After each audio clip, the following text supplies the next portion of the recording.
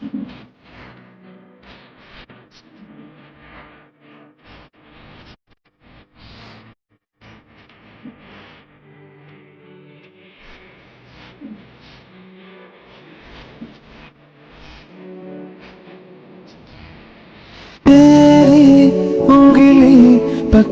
के चला ममता के। হ্যালো বন্ধুরা, শুভ সকাল। কেমন আছো সবাই? আশা করি খুব ভালো আছো এবং সুস্থ আছো। আজকে আবার একটা নতুন ব্লগে তোমাদেরকে অনেক অনেক ওয়েলকাম। তো কি হয়েছে এখন বলো তো? তোমাদের কমেন্ট না পড়লে এত মনটা খারাপ হয়ে যায়। তাই আজকে এইটুকু একটা ছোট ব্লগ তোমাদের সঙ্গে শেয়ার করছি।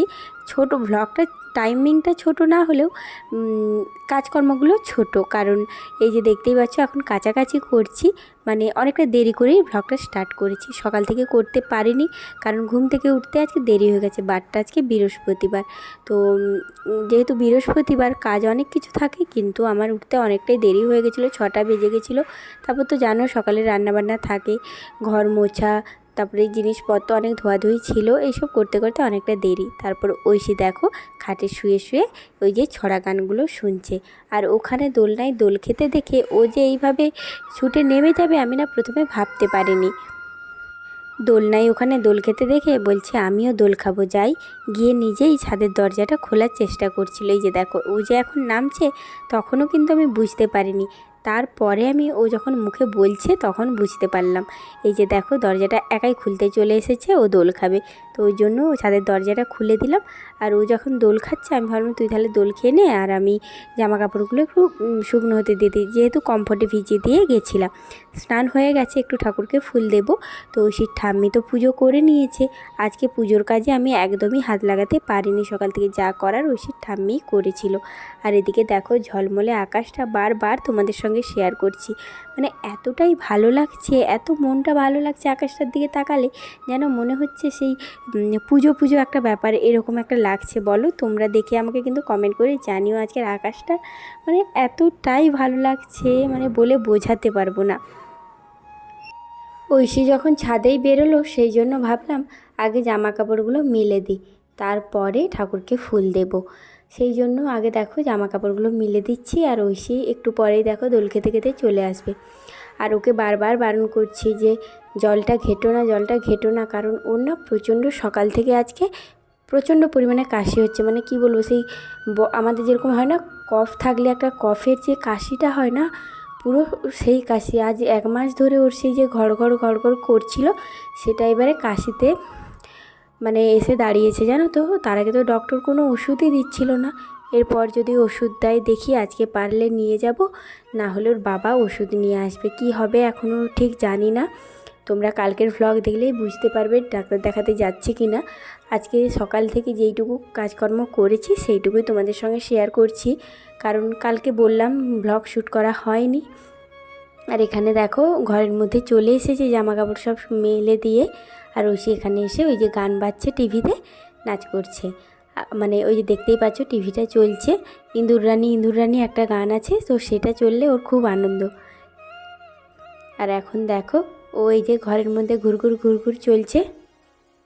আর আমি এখন চুলটা ভালোভাবে আঁচড়ে নিয়ে একটু সিঁদুর পরে তারপরে ঠাকুরকে ফুল দেবো। আর কি বলো তো, এখন অনেকটাই বেজে গেছে, আর সকাল থেকে খাওয়া দাওয়া নেই। খুব রাগ হচ্ছে, ঐশী যেটাই করছে মনে হচ্ছে মেরে দিই।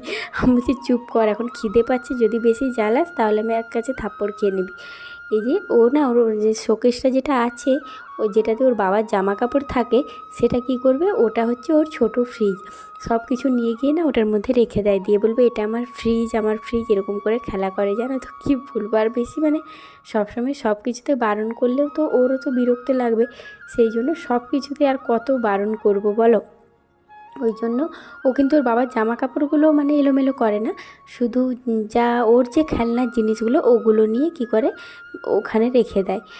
আমি আবার পরে এসে ওগুলো আবার সরিয়ে রাখি। তারপরে পরে এলে না ওর মনে থাকে, আমাকে আবার খুঁজবে, বলবে এটা এখানে রেখেছিলাম, কোথায় গেল, এরকম করে বলে, জানো। আর তোমরা যদি খেয়াল করো ভালো করে দেখবে আমার হাতে একটা আংটি আছে।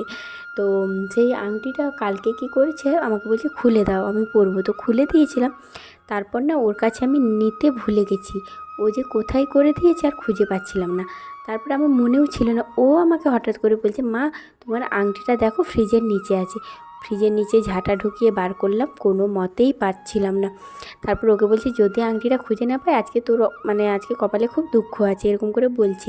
বলছি তুমি খোঁজো, দেখবে পাবে, এরকম বলেই যাচ্ছে। তারপরে কী করলাম, লাইট নিয়ে এসে ফ্রিজের নিচটা দেখলাম, দেখছি যে এক কোণে পড়ে আছে আংটিটা। আমার আংটিটা এটা সোনার নয়, রূপোর, কিন্তু খুব সুন্দর জানো তো, পুরোটা পাথর দিয়ে বসানো আছে। যখন ঐশীকে ভেলোরে নিয়ে গেছিলাম ডক্টর দেখাতে, তখন ঐশীর জন্য দুটো বালা নিয়েছিলাম ওখানে, তো তোমাদেরকে কোনো দিন দেখাবো।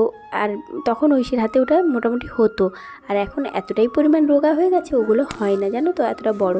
তো তোমাদেরকে কোনো দিন পারলে দেখাবো। ভেলোরের রূপোটা একটু অন্যরকম।